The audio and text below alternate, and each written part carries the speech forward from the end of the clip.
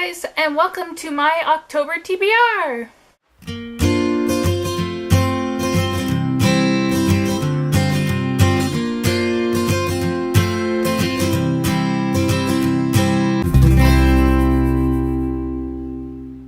So, for the month of October, I've decided once again to go with a theme TBR, and if it's October, of course it has to be Halloween and spooky and scary and mystery themed TBR. So all the books that are on my TBR this month are either horror books or books that are mystery themed and ones that I haven't got around to yet that I've been wanting to get to for a while, so I thought I'd throw them in for my October TBR. On a side note, I haven't yet chosen what costume I want to do this year for Halloween. I know I want it to be a bookish costume, I want it to be a character from a book, but I haven't quite chosen who I want to do yet. I have a couple things in mind, but I'm not sure. But without further ado, let's move on to the books that I'm hoping to read this month. First off is The Outliers by Kimberly McCreight. Now this sounds like such a cool book. It all starts off with a text. Wiley and her friend Cassie have been having a fight, but then Wiley gets this message from Cassie saying, "Please help me." So of course she sets out to help her best friend, but then Cassie keeps sending her all of these clues, cryptic clues, on how to help her.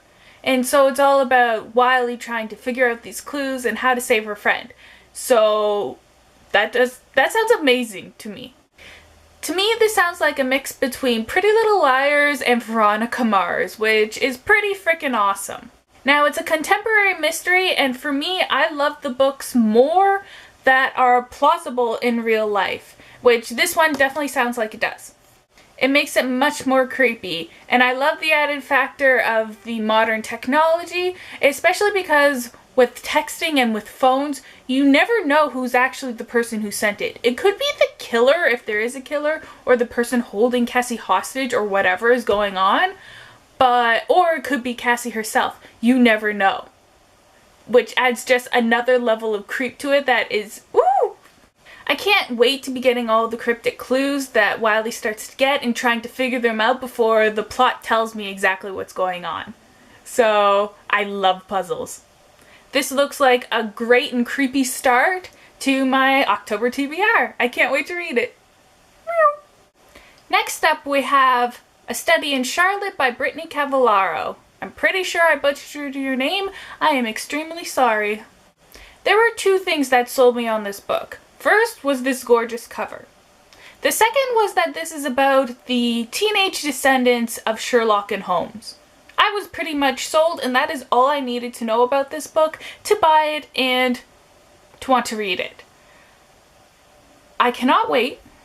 I love anything Sherlock Holmes. When I was about 8 or 9, I started reading all of the Sherlock Holmes books from the library, and ever since then I've always been obsessed with anything Sherlock Holmes. I love the BBC TV show.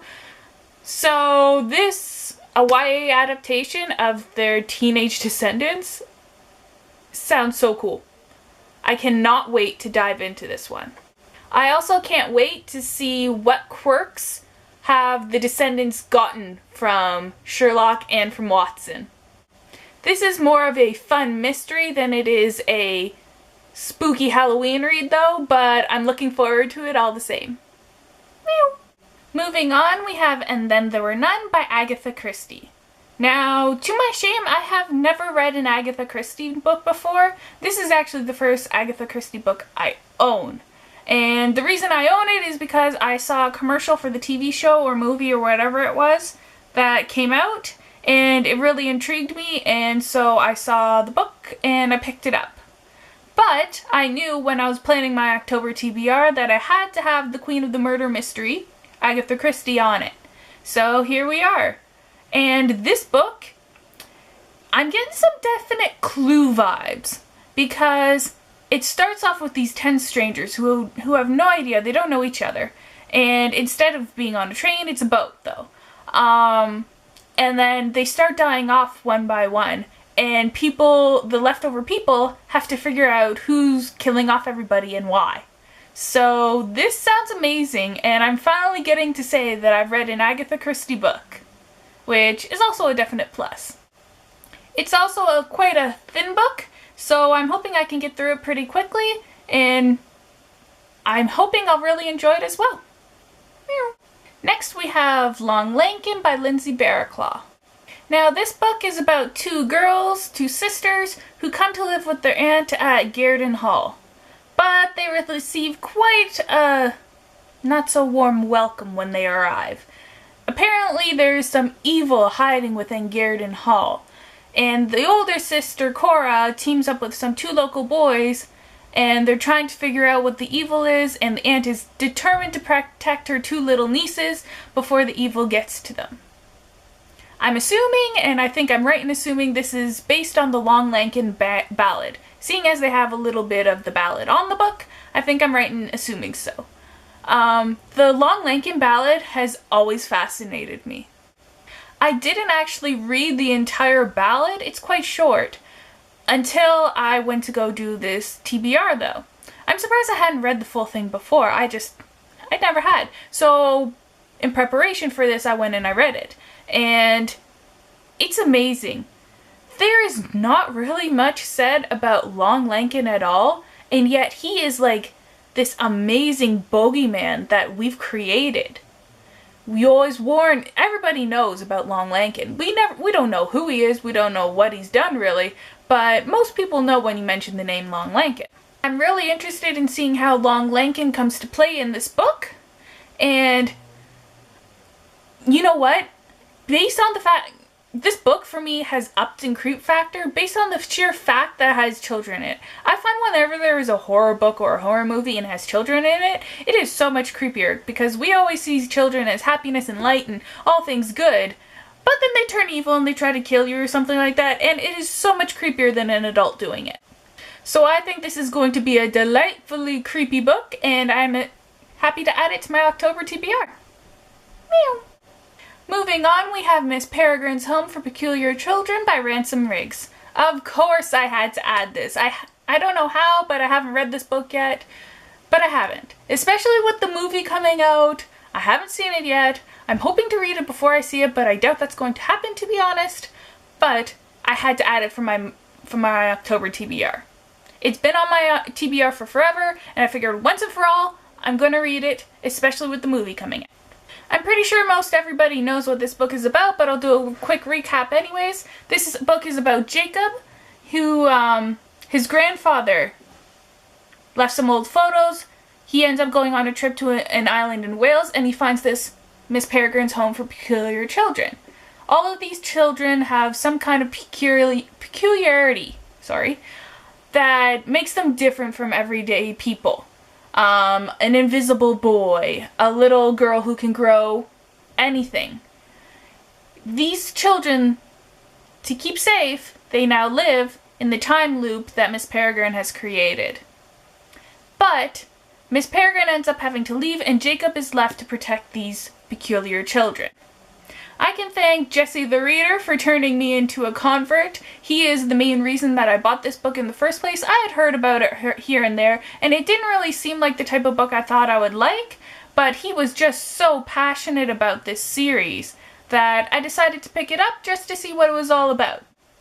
And then when I heard the movie was coming out, it kind of piqued my interest again. I had already bought it, but I hadn't moved it up on my TBR yet, and then when I saw the trailer, I fell in love, and then I knew I had to definitely bump it up, and when the movie came out on September 30th, I knew I had to have it in my October TBR. And come on, this book just screams Halloween. With the old pictures and the paranormal theme, it's the perfect ad. So I'm really excited to be reading this and seeing the movie. Maybe I'll do a movie review as well. Lastly, we have Evil Librarian by Michelle Knudsen. Again, I'm working with Candlewick Press, and they kindly sent me this book to read, and I am actually currently reading it, and I am adoring it. This book follows Cynthia and Annie. Annie just happens to fall in love with the new librarian, and when Cynthia feels like something is off, she goes to check it out, and she finds out the librarian is a demon. Now her problem is trying to figure out how to get other people to help her, get rid of him, and to save her best friend. This book was blurbed by Stephanie Meyer. I don't know how I hadn't heard about this book before I was contacted if I'd like to read it or not. Like, this sounds amazing. It sounds like a mix of, like, it sounds like Buffy. And I was like, if this is Buffy in book form, I am all down for that. Demons and books and romance, oh my! I think I'm gonna love this one. So, those are the books that I'm planning on reading in the month of October. I know you're probably asking me, Christine, why are you adding more books to your October TBR than your September one when you didn't even finish your September books? I know, I'm really hoping with this week vacation I have off from work that I'm gonna do a whole bunch of reading. I hope so anyways, so who knows? Maybe I'll get through them, maybe I won't. I have the intention to. At the very least, they will definitely get me in the Halloween theme. If you like this video, make sure to give it a big thumbs up. And don't forget to subscribe if you'd like to see more of my videos. You can also follow me on Instagram, Twitter, Facebook, and Tumblr. I'll also include links for every book mentioned in this video down in the description box below. Care to see how abysmally I failed last month in my September wrap-up? Click the link down below or over there. Not sure if you really want to though. Anyways, thanks for watching. This is Christine signing off.